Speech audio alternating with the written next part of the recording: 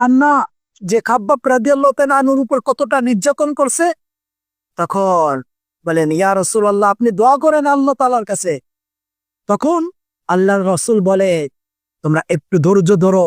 তোমাদের কি মনে নাই যে ঈমান থাকার জন্য, ঈমানের পথে চলার জন্য যে মানুষ দ্বিখণ্ড হয়ে গেছে, আল্লাহর পথে জিহাদ করেছে, তোমাদের কি মনে নাই? তখন সাহাবীদেরকে মনে স্মরণ করিয়ে দিল। তখন কি বললে?